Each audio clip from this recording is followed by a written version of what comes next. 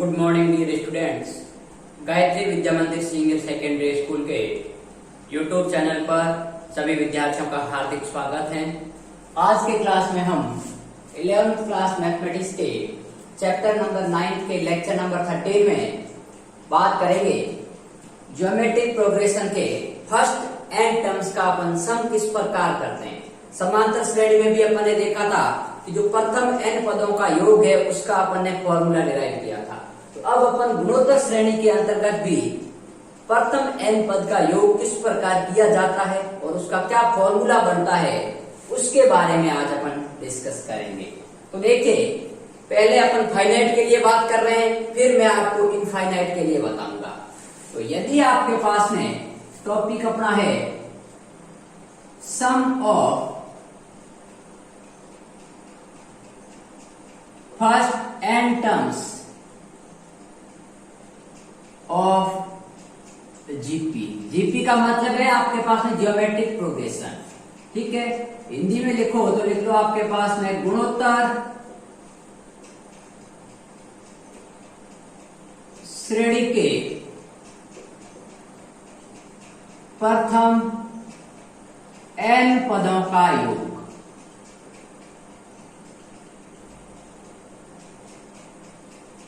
ठीक है, तो ये हो गया आपके पास में। अब मान लीजिए मैं एक गुणोत्तर श्रेणी मान लेता हूं। ठीक है, मान लीजिए आपके पास में क्या है, let a r square dot dot आपके पास में आर की पावर n-1 लेट कर लो, हिंदी में लिखना चाहो तो माना एक गुणोत्तर श्रेणी के पद है। तो प्रथम n पदों के योग को अपन ने किससे रिप्रेजेंट किया था, Sn से रिप्रेजेंट किया था। तो Sn क्या हो जाएगा, ये आपके पास में पहला पद, दूसरा पद, तीसरा पद। तो दूसरा है जब पावर 1 है, तीसरा है जब r की पावर 2 है, मतलब a कम है तो n वा पद है मतलब n-1। तो इन सब का योग करना है, मतलब a plus r square plus और आपके पास में ar की पावर n-1। अपन को इसका फॉर्मूला निकालना है कि ये आपके पास में गुणोत्तर श्रेणी के प्रथम n पद है, तो इसका योग क्या होगा। ठीक है, अब देखिए अपन को क्या करना है कि इन टर्म्स को एक एक्सप्रेशन के रूप में लिखना है। तो मैं क्या करता हूं, समीकरण एक को कोई ऐसी संख्या से मल्टीप्लाई करें ताकि ये एक या दो टर्म में कन्वर्ट हो जाए। तो देखिए, समीकरण एक को r से गुणा करके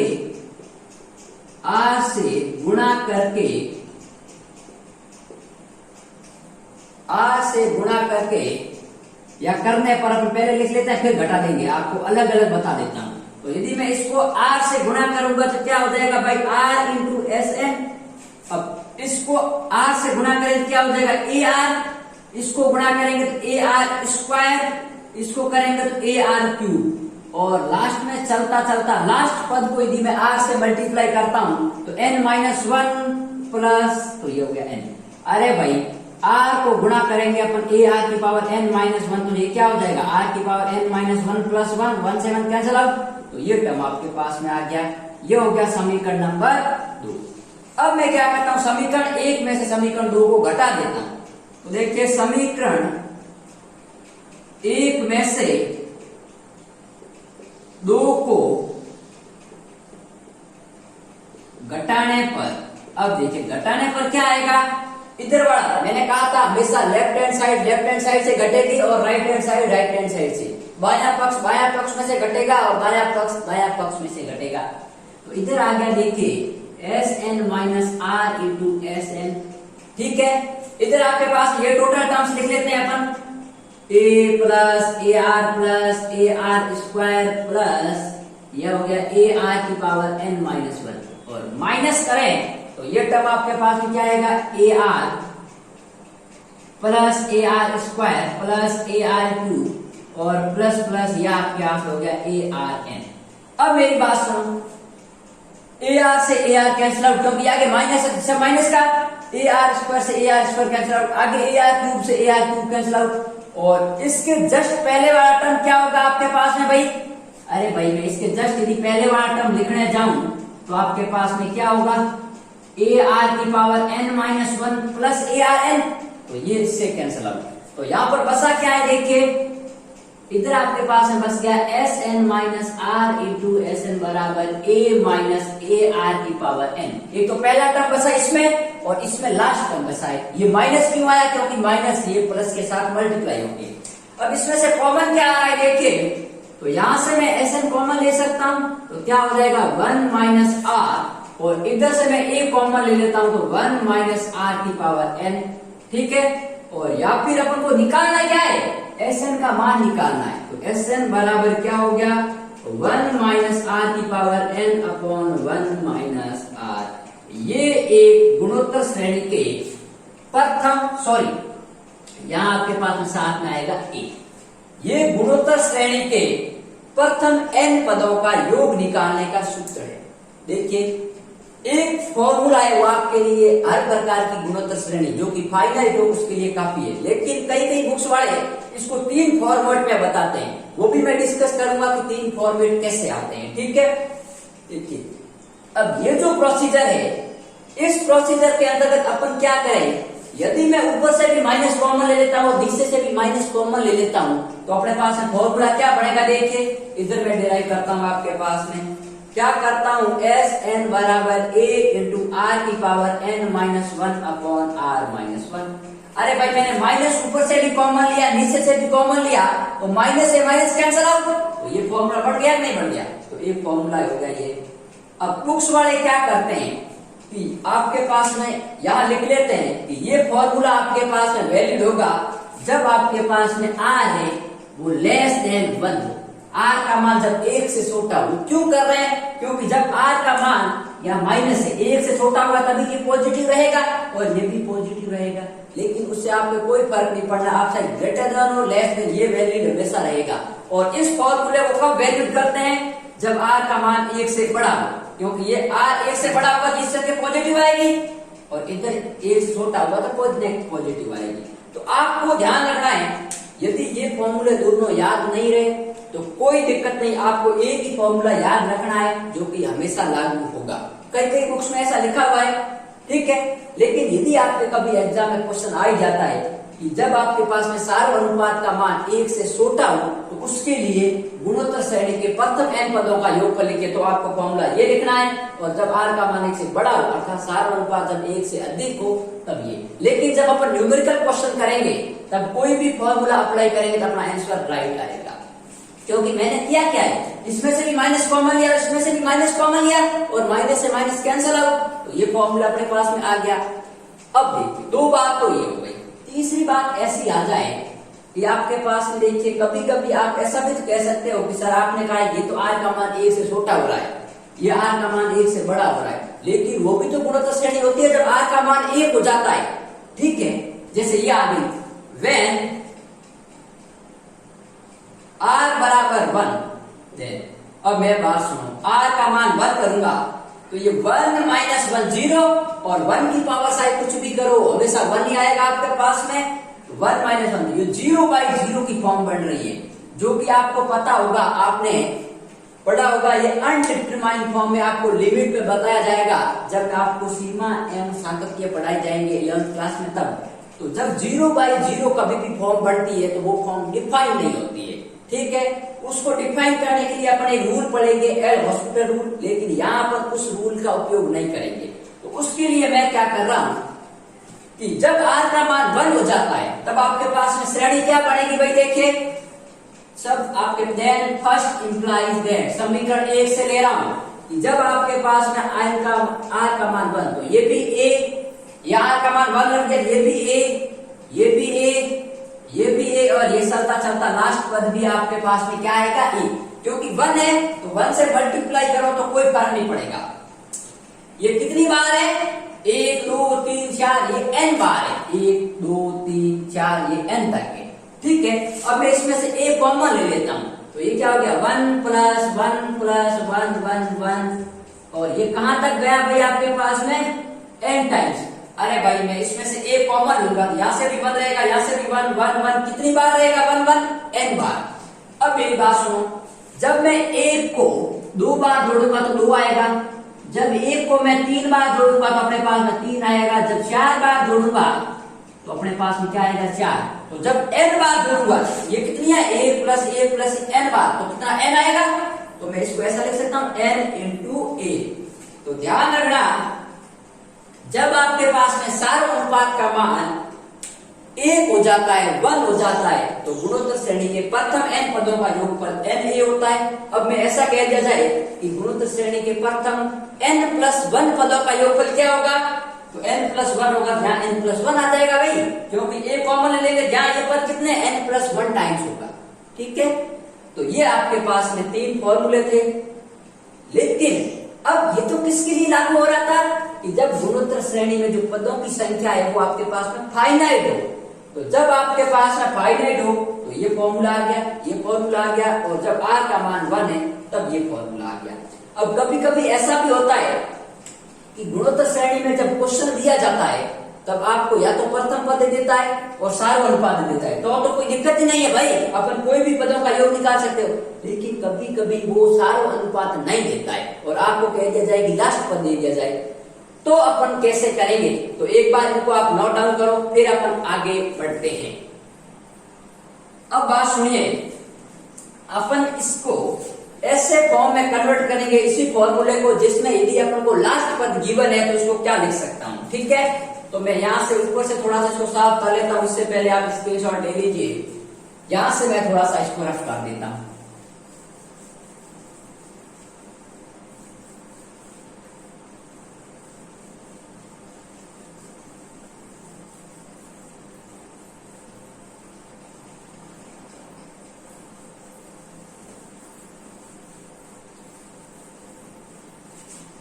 अब बात सुनिए, इनको साफ आप समीकरण नंबर 2 दे सकते हो, इसको दे सकते हो समीकरण नंबर 3।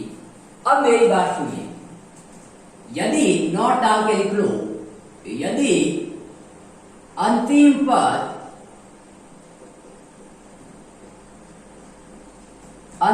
पद जो कि आपके पास में L दिया हुआ हो, क्वेश्चन की बात कर रहा हूं, दिया हुआ, जब मैं आपको क्वेश्चन भी करवाऊंगा, आपके पास से पहले फॉर्मूला ड्राइव कर रहा हूं, फिर क्वेश्चन भी करवाऊंगा। यदि अंतिम पद L दिया हुआ हो तो L बराबर आपके पास में श्रेणी क्या थी भाई, अरे भाई श्रेणी क्या थी, a plus a are square plus plus plus last पद क्या था, nवा पद ए आर n माइनस 1 था, और ये तो आपके पास में कौन सा पद है, अंतिम पद है।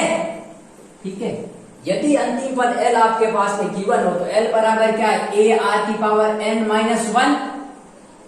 तो समीकरण 1 से, तो मैं समीकरण 1 से फॉर्मूले में क्या परिवर्तन करता हूं, देखिए, तो Sn का मान क्या आएगा, देखिए, इसको यदि मैं a से मल्टीप्लाई करवाता हूं तो a क्या आ जाएगा, a माइनस ए आर की power n upon 1 minus r। ये तो फॉर्मूले का मैंने a के अंदर मल्टीप्लाई करवाया।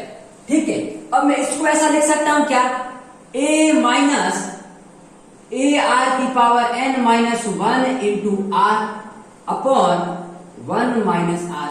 अरे भाई मैंने r की पावर n को r की power n minus 1 into r लिख लिया। ठीक है, तो आधा समान होने पर घाता जुड़ जाएगी, तो r इसका भी जुड़ेगा तो आपके पास 1 कैंसिल होगा। अब मैं इसकी जगह क्या लिख सकता हूं, l लिख सकता हूं। तो अपने पास में फॉर्मूला क्या आ गया, Sn बराबर a minus l r upon 1 minus are.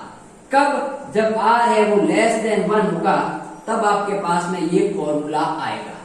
ठीक है, तो अपन ने क्या कह दिया कि यदि अंतिम पद आपको गिवन हो और अंतिम पद Ly तो होगा, n पद ही होगा। अरे भाई ये समान गुणोत्तर श्रेणी है और इसकी यहां तक खत्म हो रही है, ये तो पद अपन लास्ट पद कहेंगे और ये प्रथम पद कहेंगे, और यदि आपको लास्ट पद गिवन है तो अपन ये फॉर्मूला भी लिख सकते हैं। और इसको इस फॉर्म में लिखे जाए तो समीकरण 2 से क्या हो जाएगा भाई आपके पास में, तो समीकरण 2 से आपके पास में हो जाएगा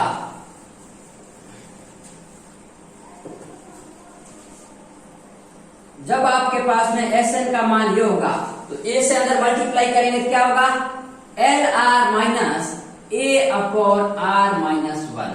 ठीक है, तो कब होगा, जब r का मान 1 से बड़ा होगा, क्योंकि आर की पावर n माइनस वन, उसको लिख सकेंगे अपन l, और r साथ में हो जाएगा और माइनस आपके पास में a का अंदर मल्टीप्लाई। तो ये फॉर्मूला भी आपके पास में लागू होता है जब आपको अंतिम पद गिवन होता है। अब एक बात और सुनिए, ये तो जो अपने फॉर्मूले डिराइव किए हैं, एक फॉर्मूला, दो, तीन, और यदि ये अंतिम पद गिवन है तो ठीक है, नहीं तो अपन अंतिम पद दिखा सकते हैं भाई, ठीक है।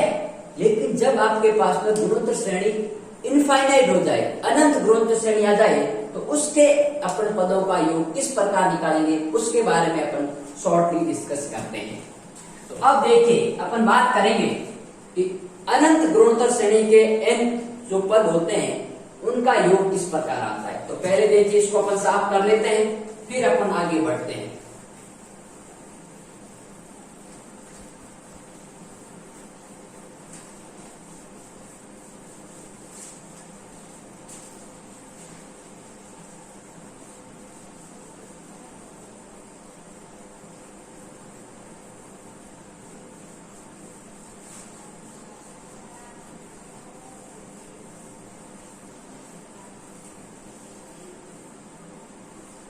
अब बात सुनिए, मैं क्या कह रहा हूं, इनफाइनाइट ज्योमेट्रिक की बात कर रहा हूं।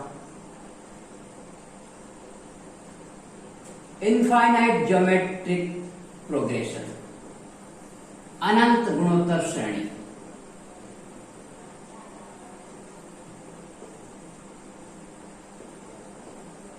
अब आप कहोगे सर अनंत गुणोत्तर श्रेणी कैसे होती है, देखिए ये उसके आपके अनंत गुणोत्तर श्रेणी के पदों का योग लिख लो, आपके पास में पदों का योग। अब देखिए अनंत कैसे होती है, देखिए ये Sn बराबर a plus a are square plus plus ये चलती जाएगी आपके पास में, ठीक है, इनफाइनाइट तक चलती जा रही है। अब मेरी बात सुनो, अब इसमें कंडीशन ये है कि r का मान 1 से छोटा भी हो सकता है, बड़ा भी हो सकता है, 1 के बराबर भी आ सकता है, तब उसका मान क्या होगा। अब ये इनफाइनाइट पद है, तो पहले तो n पद का योग क्या तब ये था, अब ये n की जगह आपके पास में क्या आ गया, इनफाइनाइट आ गया, ठीक है। तो ये अनंत पदों का योग आ गया। तो अब इसका फॉर्मूला कैसे दिखाएंगे, पहली कंडीशन लेता हूं मैं, केस फर्स्ट। जब r का मान 1 से बड़ा, मेरी बात सुनो, जब r का मान 1 से बड़ा होगा तो मैं इस a को 1 से बड़ी संख्या से गुणा करूंगा तो 1 से बड़ा ही आएगा, ये भी 1 से बड़ा आएगा, ये भी 1 से बड़ा, तो ये भी पॉजिटिव टर्म, ये भी पॉजिटिव, ये भी पॉजिटिव, ये भी पॉजिटिव, कहां तक जा रहा है, अनंत तक जा रहा है, इनफाइनाइट तक जा रहा है। तो यदि अपन अनंत पदों का योग करते हैं पॉजिटिव का, तो ये तो अनंत ही आएगा। तो मैं कह सकता हूं आपके पास में कि s इंफिनिटी होगा वो आपके पास में ये भी 1 से बड़ा, ये भी 1 से बड़ा, ये भी 1 से बड़ा, ये भी 1 से बड़ा, तो टोटल आपके पास में कितना आ जाएगा, इनफाइनाइट आ जाएगा, ठीक है। अरे भाई ये पद कहां तक जा रहे हैं, मैंने अभी कहा था 1 से बड़ी संख्या को अपन n बार जोड़ते हैं तो n आता है, इसी प्रकार इनफाइनाइट बार जोड़ेंगे इनफाइनाइट आएगा, ठीक है। तो ये तो था जब r है वो 1 से बड़ा। केस सेकेंड, व्हेन जब r का मान और a का मान दोनों एक हो जाए, और जरूरी नहीं है कि a का मान 1 हो, लेकिन r का मान 1 जरूरी है, a का मान कोई भी पॉजिटिव हो सकता है, ठीक है।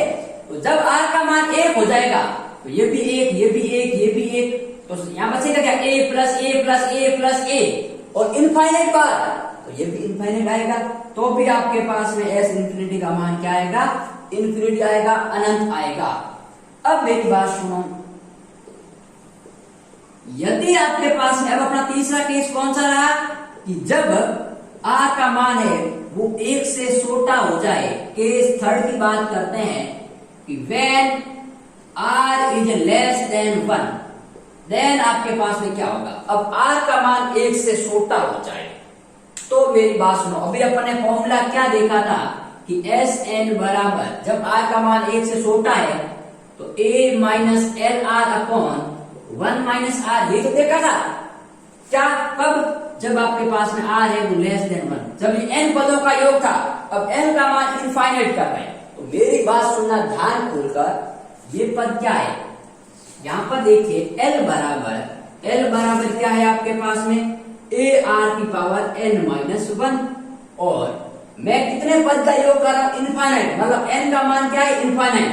तो देखिए बयान करता हूं, limit of n tends to infinity, l बराबर limit of n tends to infinity a r की पावर n माइनस 1। अब मेरी बात सुनो, जब r का मान 1 से छोटा है और 1 से छोटा होने पर उसकी पावर अपन इंफिनिटी करेंगे तो वो मान कितना आएगा, 0 आएगा। कैसे आएगा देखिए, मान लीजिए 0.5 है, 1 से छोटा है कि नहीं है, छोटा है, उसकी पावर मैं 2 करूंगा तो ये कितना आएगा आपके पास में 0.25 आएगा, जो कि 5 से छोटा है। अब इसकी मैं और पावर करूंगा तो ये 0.0625 आएगा, उसकी पावर और करूंगा तो मतलब जैसे जैसे अपन इसकी घात बढ़ाएंगे ये 0 के टेंस कर रहा है, तो इसकी जब इनफाइनाइट बार पावर करूंगा तो ये सब लगभग आपके पास में 0.00000 चलता जाएगा और लास्ट में कोई छोटी सी वैल्यू बचेगी। ठीक है, तो जब ध्यान रखना, जब कोई क्वांटिटी 1 से छोटी हो और उसका अपन जैसे जैसे पावर बढ़ाते हैं, घात बढ़ाते हैं, तो वो वैल्यू हमेशा छोटी होती जाती है, स्मॉल होती जाती है। तो जब r का मान 1 से छोटा होगा तब आपके पास में a r की पावर n माइनस 1, या फिर इसको r को भी साथ में ले सकते हो, a r की पावर n, उसका मान क्या होगा 0।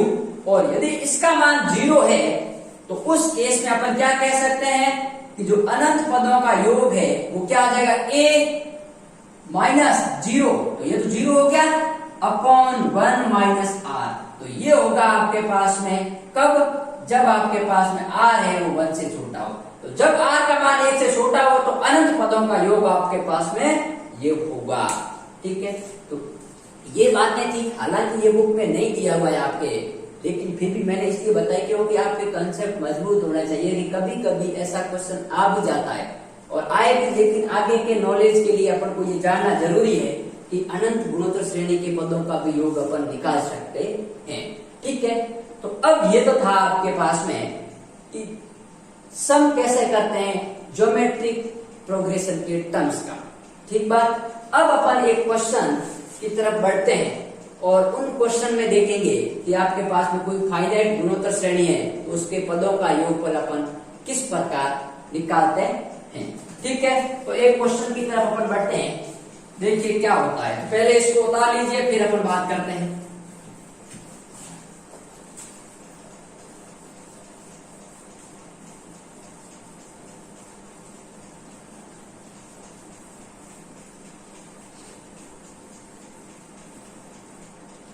मैं क्वेश्चन लिखता हूं,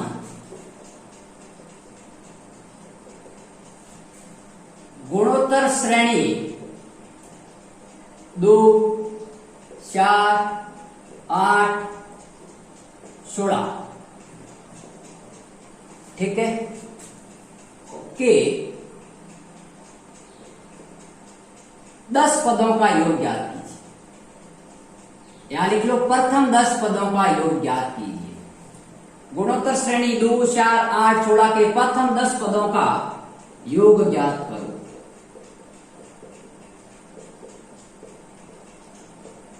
ठीक है, अब मेरी बात सुनिए, यदि अपन इस क्वेश्चन को सॉल्व करने जाएं तो मेरे पास फॉर्मूला क्या है। पहले तो मैं फॉर्मूला देखता हूं कि n पदों का योग a माइनस, यहां पर अपन सीधा लिख लेते हैं a इंटू 1 माइनस r की power n upon 1 minus r, या फिर अपन ऐसा भी कह सकते हैं कि a इंटू r की power n minus 1 upon r minus 1, दोनों एक ही बात है। तो मुझे एक तो प्रथम पद चाहिए, तो हेयर आपके पास है, मैं लिख लेता हूं, हेयर आपके पास में प्रथम पद का मान कितना है, 2 है।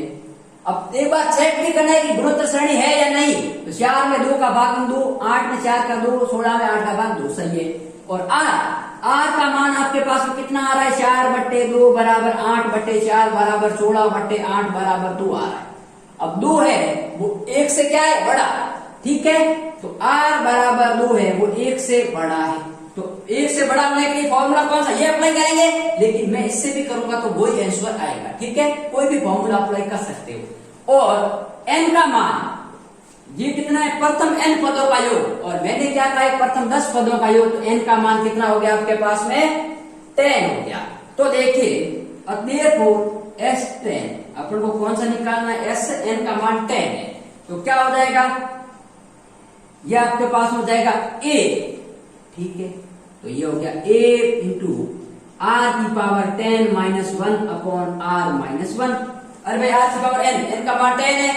तो अब मेरी बात सुनिए, a क्या है 2 इंटू 2 की पावर आपके पास है प्रथम पद भी 2 और r भी 2 की पावर 10 माइनस 1 अपॉन r का मान 2 माइनस 1। तो ये हो जाएगा आपके पास में 2 की पावर 10 माइनस 1। ठीक है, अब मेरी बात सुनिए, आप कहोगे सर आप अभी तो कह रहे थे ये फॉर्मूला लगाओगे तो भी आंसर सेम आएगा, तो एक बार चेक कर सकते हैं। S10 बराबर 2 इंटू 1 माइनस 2 की पावर n अपॉन 1 माइनस 2, ये लगा लिया। तो अब मैं बात करता हूं, तो यहां से आपके पास में देखिए क्या हो गया 2 इंटू 1 माइनस 2 की पावर 10 अपॉन, इसमें से घटाऊंगा तो माइनस का एक रहा और माइनस से ऊपर से कॉमन ले लेता हूं, तो ऊपर से माइनस कॉमन लूंगा तो क्या रहेगा 2 की पावर 10 माइनस 1 और माइनस से माइनस कैंसिल आउट, तो ये भी सेम है और ये भी सेम है।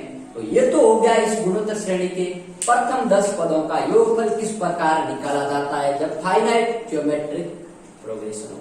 ठीक है, अब मेरे को एक छोटा सा टॉपिक और बताना है कि रिलेशन बिटवीन गुणोत्तर geometric mean and arithmetic mean, समांतर माध्य और गुणोत्तर माध्य के मध्य क्या संबंध होता है, और उसके बाद अपन सीधा बढ़ेंगे एक्सरसाइज नंबर 9.3 जो कि गुणोत्तर श्रेणी के ऊपर कंप्लीट बेस्ड है।